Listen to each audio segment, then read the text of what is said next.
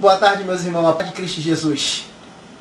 Eu raramente não apareço, ou, na verdade, eu nem apareço em câmera porque eu sou das antigas, né? Eu não gosto muito de gravar, de ser gravado. Mas hoje em dia tudo é gravação, tudo aparece nas câmeras. As pregações de hoje é gravado, as pessoas aparecem em banner. Eu ainda não estou acostumado com isso. Eu acho muito estranho, porque parece que as pessoas estão se sentindo estrela quando aparece. Isso é um pensamento meu, não estou falando que é isso que elas pensam. Mas sei lá, é estranho isso, mas não tem para onde a gente correr. Hoje em dia a palavra também tem que ser anunciada pela internet, pelas linhas virtuais aí, porque a maioria das pessoas quase não tem tempo de pregar frente a frente um com o outro, mas de levar o evangelho, e a internet está aí, né, para poder ajudar as pessoas aí, quem quiser procurar uma palavra, uma coisa que vá ajudar elas aí, elas podem procurar na internet, muitas das vezes nas redes sociais, algo que conforte, que console o coração delas. Só que a palavra de Deus, ela não é só conforto e também não é só consolo. A palavra de Deus, ela é confronto, ela confronta a nossa vida. Ela confronta muitas das vezes o nosso jeito de pensar, o nosso jeito de agir. E se isso não houver em nossas vidas, tem algo errado. Não com a palavra de Deus, e sim conosco. Por quê? Porque eu estava meditando aqui no livro de Samuel, 2 Samuel, capítulo 12. A Bíblia vai dizer que Davi, ele havia cometido um pecado de adultério com Betseba. Davi, ele manda matar o esposo dela, Urias, na guerra. A Bíblia fala que desse pecado uma criança foi gerada, nasceu uma criança. Davi pediu perdão a Deus, Deus o perdoou, mas a Bíblia vai dizer que Deus feriu essa criança e essa criança ficou doente gravemente. E a Bíblia diz que quando essa criança adoeceu, o rei Davi, ele ficou de jejum, Davi não comeu, Davi se prostrou em terra, Davi estava orando a Deus para que o Senhor pudesse vir curar essa criança. Só que Deus não ouviu a oração de Davi, no sentido de trazer cura para aquela criança. Não, Davi ficou esperando 7 dias. E ao cabo de 7 dias, a Bíblia vai dizer que Davi, ele ouve, não da boca de Deus, mas da boca dos seus servos, que a criança estava morta. E quando Davi ouve que a criança está morta, os servos dele ficam até preocupados de que Davi poderia cometer alguma loucura, cometer alguma coisa errada, mas não. Davi, quando ouve que aquela criança morreu, Davi se levanta. A Bíblia diz que Davi troca as vestes e ele vai adorar ao Senhor. O que eu quero dizer com isso? O que eu quero meditar com isso? Que muitas das vezes, irmãos, Deus não vai responder a nossa oração como a gente queria. A gente vai estar prostrado, orando, jejuando, buscando um sim de Deus, e na verdade Deus vai dar um silêncio. E a gente fica frustrado porque quando Deus fala com a gente através do silêncio ou através da perca, a gente quer abandonar.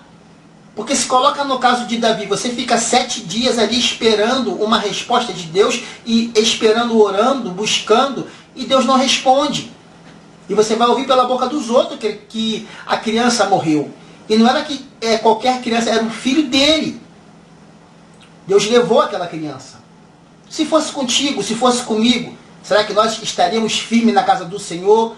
Porque a geração que nós estamos hoje é a geração de que Deus tem que fazer tudo. E se Deus não fizer, a gente abandona, simples assim. Só que isso não é evangelho. O evangelho que está sendo pregado hoje é aquilo que Paulo falou. É outro evangelho. Porque o evangelho é Cristo no centro. Ele nos livrando ou não, Ele é Senhor das nossas vidas. E a gente não tem querer.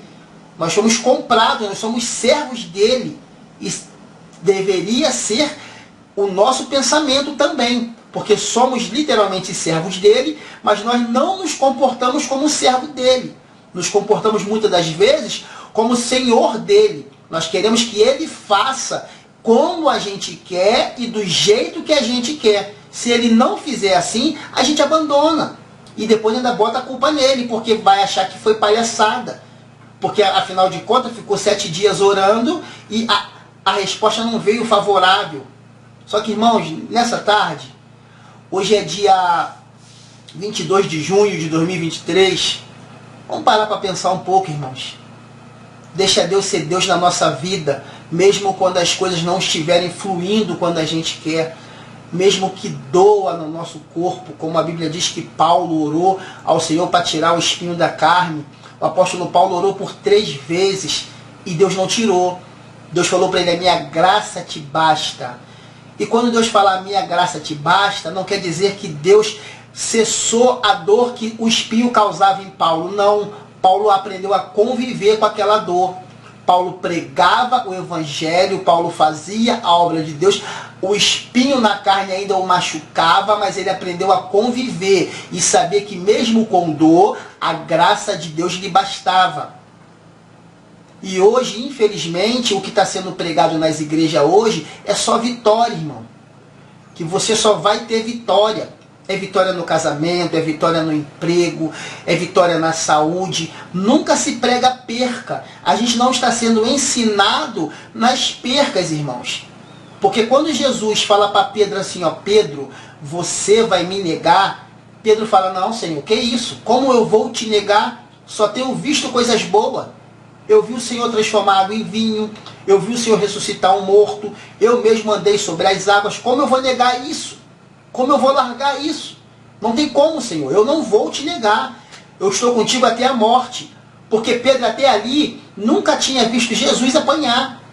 Mas quando Pedro vê Jesus tomar uma tapa, que ele pensou, rapaz, o evangelho também é sofrimento. E quando perguntaram a ele, após Jesus ter sofrido aquela tapa, aquela agressão, quando perguntaram a ele se ele era cristão, ele respondeu não. E todos fugiram. Porque até aquele momento, na cabeça de Pedro, evangelho é só coisa boa. É só alegria. Não, mas Jesus falou que no mundo nós teríamos aflições. E nós temos que ter bom ânimo. E bom ânimo quando está tudo bom, irmãos, é muito bom. Muito bom. Agora, bom ânimo quando você está perdendo tudo, aí é complicado. Aí que dá hora de largar. E é o que a maioria das pessoas fazem. A maioria dos irmãos fazem. Quando se levantam falsos testemunhos sobre a tua vida, quando se levantam falsos testemunhos sobre a minha vida, quando se levantam as calúnias, aí é que vamos ver se realmente somos cristãos ou não. Porque o Senhor falou, se você abraçar somente aquele que te abraça, que galardão tem nisso? Não tem galardão nenhum. Eu quero ver você abraçar quem te persegue. Foi o que Deus fez com Jó. Porque Jó, os amigos de Jó, tripudiaram em cima dele, colocaram ele como pecador, falou um monte de coisa. E depois disso, Deus ainda manda Jó orar por eles. Seja sincero comigo. Você oraria por alguém que está te perseguindo? Que te chamou de caloteiro, falou que você estava em adultério, que você estava em pecado? Tu oraria por essa pessoa? Seja sincero. E a gente, infelizmente, é assim. Hoje em dia, pelo que está sendo ensinado para nós, e é o que é o dia a dia nosso, está sendo ensinado para nós que é olho por olho, dente por dente mesmo. Quando o camarada te persegue, que você vai para o joelho e Deus cobra ele, aí você fala, Deus vingou, Deus bradou, Deus agiu, ah lá, meu inimigo caiu, mas não é teu inimigo, é teu irmão.